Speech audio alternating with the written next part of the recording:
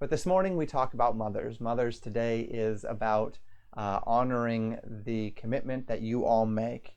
By God's design, mothers are in many ways the backbone of a stable society. It's understood that not every woman is going to become a mother. And certainly we recognize in our society that a full 50% of the population cannot, by virtue of the fact that we are men, become mothers. And yet, though we have certainly a large percentage of the population that are not mothers and will never be mothers, yet every single person in society ought to understand and recognize and fully appreciate just how important mothers are. Now, we can see that anecdotally, right? Because we look around us and many of us have had mothers. Some of you perhaps had absentee mothers for one reason or another. But many, if not most of us, had mothers, and we can look at the influence, whether for good or for ill, that mothers have had upon our individual lives. We can see in the positive instance for many of you how your mothers taught and protected and fed and even buffered you for many things, how patient they were as they cultivated you and such in the way that you should go. And you can look back now and appreciate all of those elements of motherhood. For some of you, maybe your experience with your mother was not a very positive one, that there was perhaps trials and struggles, and she was not a good example, and yet you can look back and see nonetheless just how impacting, just how important your mother was in your upbringing, your mother was in the direction that you took. And to that extent, it is a testimony to the importance of motherhood, even if in some cases it's a testimony to the importance of motherhood from a negative point of view. We see this importance of motherhood emphasized in the Old Testament, but the reason why Mother's Day is perhaps more important in this time than it ever has been before is because mothers are less appreciated in this time than they have been, at least in our society, probably ever, since the advent of our society as far as the United States of America is concerned. And that is laid primarily at the feet of the devastating philosophy today that pervades culture called feminism. Feminism, it has been poisoned from the beginning. Many people trace feminism through three distinct waves, the first wave being in the late 1800s and early 1900s. And this is the wave that allowed women to become property owners. It would eventually become the vehicle through which women fought for the right to vote and the right to be able to work, and all of the various aspects that came within that transition, being helped along greatly by the two world wars and the need for women to man and work the factories while all of the men were away busy fighting the wars, particularly in Europe. And so we saw that first wave come through, and within that first wave there was a general air of rebellion and emancipation that laid the groundwork for this idea that motherhood, and this is what many feminists would claim today, that motherhood is a type of slavery, that you are bound to the home, that you are bound to your children, that you are bound to the lives of others, and thus you cannot pursue a life of your own, that you are somehow putting your life on hold in order to pursue the cultivation of the lives of others. And in one sense, that sentiment can be understood, because mothers are indeed investing in the lives of others. But in another sense, it's absolutely false, and we'll see that as we continue through our teaching today. Then you had second wave feminism, and within the scope of second wave feminism, which was generally the 50s to the 70s, 1950s to 1970s, there was a significant push in that time for the sexual liberation, bringing women onto the scale of how unbelieving and wicked society would view men, whereas the unbelieving and wicked society would view the immorality and the exploits among men as something of a badge of honor in some senses, yet among women it was a badge of shame, and thus they tried to change that. And I think that should have been changed as well, in that as with any other decent society, it should have been a badge of shame among men, as it was a badge of shame among women. And by the way, it was within decent society, within religious society, within the church and such. It always has been. And yet instead, what women sought to do is flip it the other way around, to where that badge of shame was taken away from women, so that they could be immoral, so that they could be promiscuous, so that they could be lascivious, so that they could be fornicators and such. And yet that badge of shame would be lifted from them. And naturally, if you're going to lift and strip away that badge of shame, you're also going to have to find a means by which to avert the deeper consequences of that, those actions, namely children. And thus, the push for abortion and the death cult of abortion begins because of the nature of the need within a female sexual liberation to also liberate these women from this essential side effect, the essential outcome of sexual liberation, which would be conception and children. And so we see these things go hand in hand, and thus bringing us to what we would call the third wave of feminism, and that began in the late 1990s and into the 2000s, and is still very, very potent today, although some are calling what today is doing a fourth wave of feminism.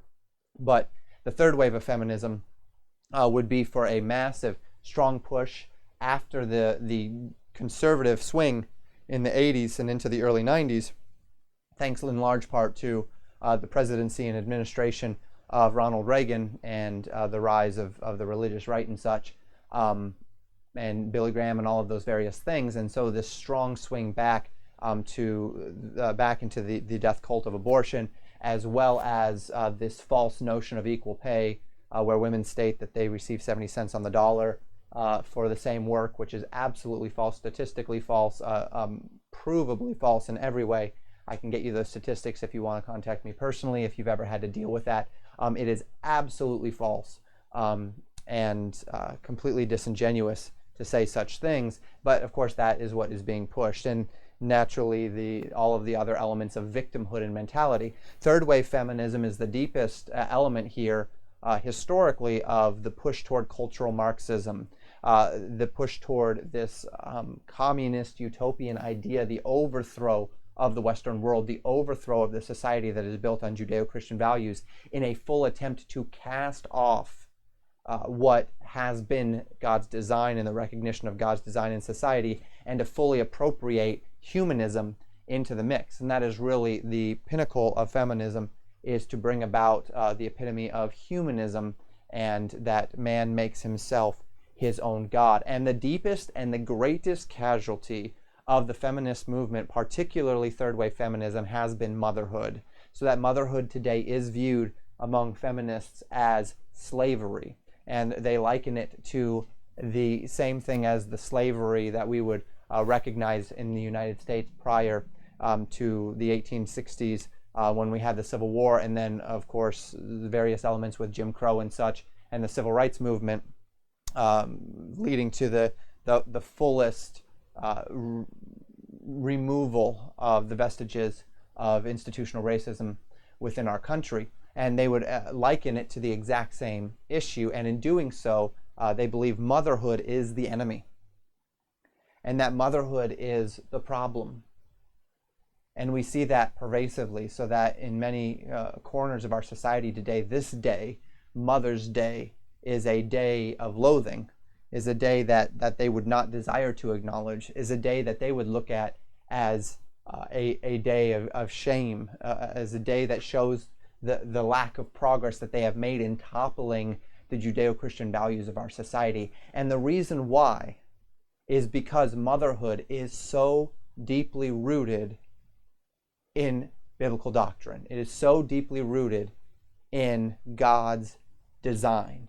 When we talk about those elements of God's design, we talk about male and female from Genesis, that God made them male and female. That's God's design. We talk about a husband and a wife, and we know that because of God's design. God made it that way. And we also recognize the concept of motherhood and fatherhood, that God has ordained mothers and fathers. We'll talk about fathers here in a few weeks when Father's Day comes along. But for today, we talk about mothers. And the importance of motherhood is emphasized all throughout the Old Testament, particularly through the narratives of the Old Testament. We think of Ruth and Naomi, and the account of Naomi going into Midian and meeting Ruth, who marries her son, and then her sons and her husband die, and then they end up back in Israel, and then Ruth being noticed by Boaz and being redeemed by Boaz, and her bearing a child who grew up on Naomi's knee, and the joy and the impact and the essential nature of motherhood, recognizing through Naomi and then through Ruth the beginnings of what would eventually be the family of King David, as David came from the lineage of Ruth and Boaz. And we recognize in that the essential nature of motherhood and how important motherhood was in Jewish culture. And we see the same thing in Hannah in the days in 1 Samuel. We're going to talk about her more tonight as we talk about prayer. In the days of the judges and this final judge of Samuel, and Hannah, who is barren and she longs for a child. And of course we could go back to Sarah and Rebecca and Rachel as it relates to those same concepts of desiring and longing for a child. And we see the same thing in the days of Hannah, that she's longing for a child, and she is given a child by the Lord, and then she weans that child, and she gives that child back to the Lord, and the tremendous sacrifice and the importance of that decision as it related to the future of Israel through the prophet Samuel, who would eventually ordain Saul and ordain David and would establish the Davidic monarchy in Israel. We know from the promise of the virgin in Isaiah chapter 7 that a virgin would conceive and bring forth a son, and they would call his name Emmanuel. And then we see that realized in Mary, who is technically still, we read about her in our New Testament, and yet they're still in an Old Testament economy at that time. And we find within that Old Testament economy Mary and the privilege that she was, every generation calls her blessed. And she is blessed because she was the one who got to bear the Messiah, who got to bear this child who would take away the sins of the world. And so we see in this a unique privilege and a unique relationship whereby, particularly in the case of Jesus Christ, a unique relationship whereby Mary bears the Son of God, and she is the vessel through which the Word is made flesh and dwells among us.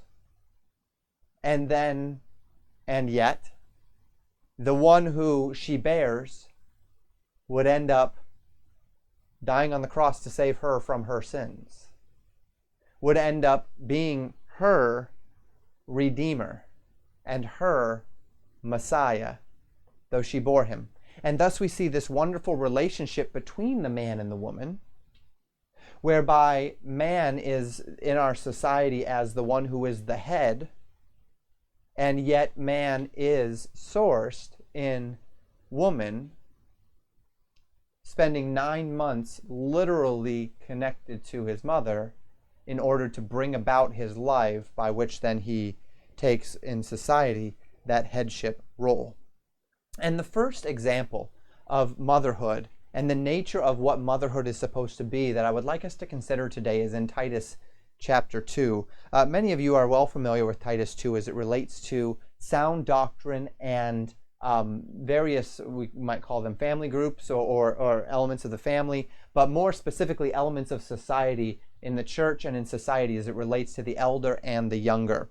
And in Titus chapter 2, Paul is writing to Titus as a pastor, and he says in verse 1, "But speak thou the things which become sound doctrine, that the aged men be sober, grave, temperate, sound in faith, in charity, in patience." So the call is for the elderly men, that they be the stabilizing leadership element of society, whether that be the church society or whether that be, as we could extend it, secular society. The aged men be these sober, grave, temperate men, sound in faith, in charity, and in patience. They are the ultimate example of those things to their society. Verse 3, The aged women likewise, that they be in behavior as becometh holiness, not false accusers, not given to much wine, teachers of good things. And so again, the older women are intended to be and intended to reflect this idea of stability. And you see it at the beginning of verse 4, that they may teach the young women. And so they are in a position of stability. They are in a position of teaching. They are teachers. They are there to teach the young women. They are there to be in behavior as becometh holiness, to reflect holiness to the younger generation. And in this, we see a reflection of God's character from one generation to the next. We see this as it relates to both fathers and mothers, that fathers and mothers are intended to be an example of God to their children, that the elderly in our society are intended to be an example of the highest ideals of the principles of the divine to the younger generation, so that they are the stabilizing force, because the younger generation has to learn. We have to learn who God is. We have to learn what God expects of us. We have to learn how God has designed things, and that is best learned, if we will accept it, is best learned through education, not through learning things the hard way. And so in doing so, we see these aged women being a stabilizing force. And this is one of the first things that we recognize about motherhood, is that as a mother is a stabilizing force in the home. There are any number of wonderful things that mothers do, but a mother is a stabilizing force in the home. We know that children thrive on routine. We know that people, as a general rule, thrive on routine, that outside of routine there is uncertainty. And what mothers have historically brought to a home, regardless of the uncertainty that surrounds the home, and many of you perhaps have experienced this, where there is any element of uncertainty in the home, even the simple nature of the father going out and working and being the breadwinner and doing that part that has characteristically fallen upon the father to do, not in every case, most certainly, leads a bit of a transient or an inconsistent nature to the father's presence within the home as he goes out to do what is necessary to provide for the needs of his family. And yet the mother has characteristically, historically, and does reflect biblically, this idea of a stabilizing influence. And let me just say this as we're moving on. We might be tempted to say that as we look at all of the examples of mothers within the Old Testament, as I mentioned, Sarah and Rebecca and Rachel and Leah and Ruth and Naomi, and then Hannah and any number of the others, as it might relate to David's wives and such, as we see Mary reflected, and then even as we look into the epistles and we see the instructions where mothers are mentioned, we might be tempted to say, well, Jewish society had this high regard for motherhood, which we recognize. Motherhood was so important to them. And generally speaking, Christian society has had a very high level of importance for motherhood, which we have recognized even through the Catholic Church and then into the Reformation and into our Christian societies today. Motherhood has generally been elevated significantly more than just the general secular society as a whole. And we might be tempted to say, okay, we think motherhood is important because of the tradition of the church and the tradition of Judaism. But I'm convinced from the Word of God that this is the other way around. That we don't see motherhood as important because of the tradition, but rather the traditions that have been built within the Judeo-Christian community are a reflection of just how important motherhood is to God. And so we see here this stabilizing force in the home, that these aged women be in behavior as becometh holiness, that they're not false accusers, that they're not given to much wine, that they are teachers of good things, that they are thus being one to teach. And we would recognize in many of our homes that though the father has an instructing element to his job and most certainly as delegated to the mother within the home, yet we would recognize that the primary source of teaching within the home will, by virtue of her access, by virtue of her devoting herself to her home, will come through the mother. And so we see that element of stability, that element of stabilization within the home, and that element of teaching, passing on from one generation to the next those things which are essential.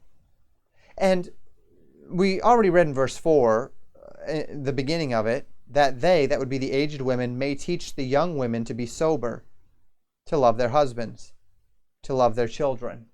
And so not only are they a stable example to their children, and not only do they teach, but they also keep, right? That they love their husbands, they love their children. Verse 5, to be discreet, chaste, keepers at home, good, obedient to their own husbands, that the word of God be not blasphemed. Love their husbands, love their children, keepers at home, discreet and chaste. And thus they create an environment, not just an attitude of stability, not just an attitude of behavioral example, but they create an environment of stability that is conducive to children becoming stable, that is conducive to children becoming receptive, that is conducive to children enfolding into the home for instruction rather than going out to seek instruction from others, from strangers, from those to whom it would not be due for them to receive that instruction. Thus, mothers become the very first source, the very first link to, I don't want to use the word tradition. They're the very first link to history, to the past. That as we would seek to learn from history, as we would seek to grow on that which has come before, as we would seek to establish this important element of taking the posterity, taking that which has gone before and building upon it in our society, mothers form the first essential link whereby a child recognizes that they are able to trust and to love and to find within that which has gone before them, the generation that has gone before them, the clarity and the protection and that which is necessary to then stay close, linked, stable, and then to move into their generation from a stable platform. And that's what we see here in Titus chapter 2, that this is the function of the mother within society. And may I encourage you, mothers, as you hear around you, perhaps if you read the news or hear any of modern culture, and if you don't, thank the Lord for that.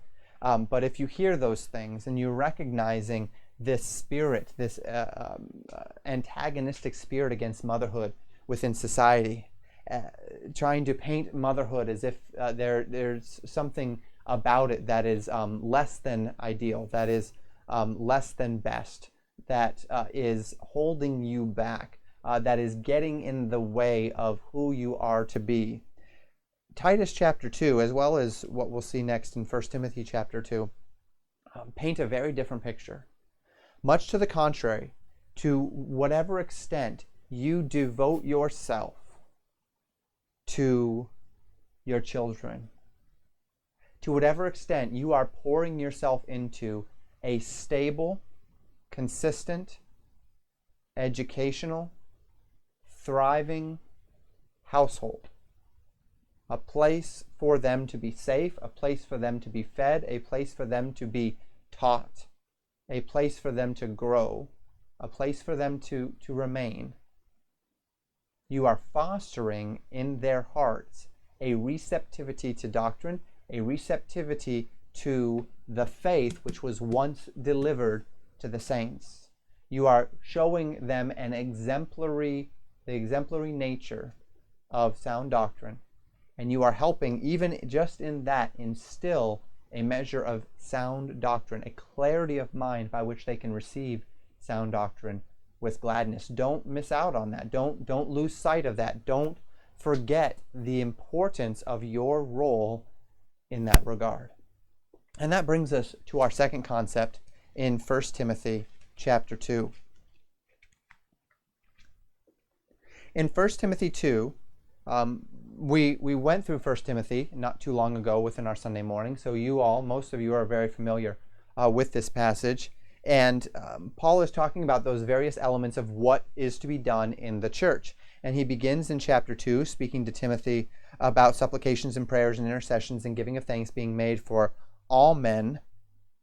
And then following this, calling on the women in like manner also, that women adorn themselves in modest apparel with shamefacedness and sobriety. And so the call that the women be modest. Now, here we speak of modest apparel. Remember that when we speak of the concept of modesty in the Word of God, it's not directly speaking of what a person is wearing. It's speaking of how a person presents themselves. It's speaking of a deportment.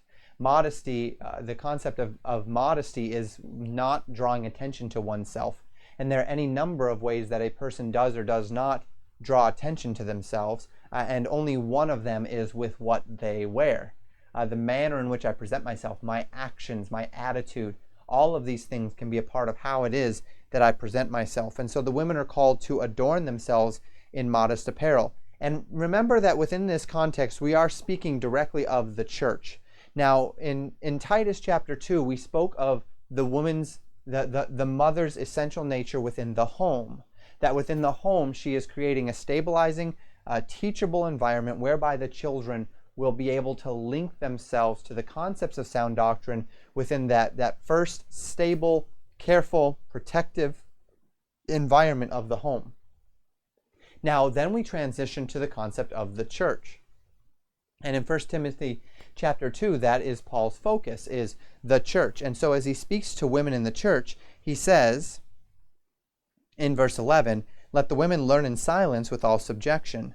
But I suffer not a woman to teach, nor to usurp authority over the man, but to be in silence. For Adam was first formed, then Eve. And Adam was not deceived, but the woman being deceived was in the transgression." And so the call is that there are not women in the church. There are not women usurping men, is where that goes, and their authority within the church. There are women in the church, but there are not women usurping the authority of men in the church. They are not to be in authoritative teaching roles within the church. And Paul specifically relates this to the nature of Adam and Eve and the fall, when Eve was deceived and thus partake of the fruit, and then she gave to her husband, and her husband did eat. Of course, Adam was the one who directly rebelled. Adam was not deceived. Adam knew exactly what he was doing. Adam sought for that opportunity to take for himself this mantle of the divine, to be as a God, knowing good and evil. He wanted that. He sought unto that. And of course, he being the federal head of the human race, it is when Adam partook of the fruit that man fell to sin, and the curse would then be placed upon all mankind. That being said, the woman was deceived, and that she was deceived, it was an illustration of God's design, that it was not upon her, that it was not her right, nor was it her privilege to take those decisions upon herself, that God had delegated headship to the man, and that by her taking that decision upon herself, she reflected exactly why it is that God has designed for men to be in the position of headship and not for women to be in that position of headship. But notice what verse 15 says. I'll read verse 14 and 15 together. "And Adam was not deceived, but the woman being deceived was in the transgression. Notwithstanding, she shall be saved in childbearing, if they continue in faith and charity and holiness with sobriety." We talked about this again a little bit when we were in 1 Timothy chapter 2. And in any number of other translations, this will be translated in a few different ways. I did notice a couple of translations where it said, notwithstanding, of course it wouldn't say notwithstanding, it'll use some modern English, but it'll say something to the effect of, "She shall be saved in childbearing if she continue in faith and charity and holiness with sobriety." But it does not say in the English, it does not say in the Greek, either in the critical text or in the Textus Receptus, "if she continue in faith and charity," but rather "they continue in faith and charity." And I have posed to you on several occasions that I believe the "they" there is her children. So that, in other words, a woman's role in the church is saved, is redeemed, is that her role, that her function, that her efforts that everything that she pours into her children comes to fruition when she sees her children serving the Lord, when she sees her sons taking leadership positions in the church. And through that, the reality of her sons being leaders in the church, of her daughters getting married and taking on that new support role of the next generation of the church, she finds a measure of redemption and a measure of satisfaction. Or at least that's the design. And this is such an interesting thing about motherhood. Mothers, God has designed your role to be a very long-term role. And this is not too unlike any other major job, that when a person puts his mind and his effort into a task, the outcome of that task is its reward. That when I pour myself into a church, we're coming on to the 10th anniversary of Legacy Baptist Church. I've been here for almost 9 of that. 10 years ago, on the first Sunday in June, Legacy Baptist Church began, and I came some 14, 15 months after that. But as we come to the 10th anniversary of Legacy Baptist Church, as I come in 2021 to the 10th year of my ministry, the joy that would well up in my heart over that would be the joy that comes from the coming to fruition of years and years and years of effort, so that when I see the young people of our church going out and establishing their own homes, which hasn't fully happened yet, but is coming in the next 5 to 10 years, and as we see that, and as we see them by God's grace walking in godliness and becoming stable and active members of their own churches, and building up the church and becoming fruitful for God's kingdom, as we see these things come to pass, that is the reward of the pastor. Now, there are any number of individual rewards along the way, but that's the goal. That's the thing where you look back upon the ministry and you say, Lord, you used me, thank you. And so many times the building effort is long term. Well, the Bible tells us that that's the same with mothers. Mother, you don't get to bring home a paycheck at the end of each month for taking care of your children. You don't necessarily see all those individual elements tangible in that way. You'll see your children learn to read. You'll see your children learn to write. You'll see your children make good decisions. You'll see your children grow in any number of ways, and you'll rejoice in those little things, but it all leads up to the day where you can look at your children and you can see them continuing in faith and charity with holiness, and holiness with sobriety, and that is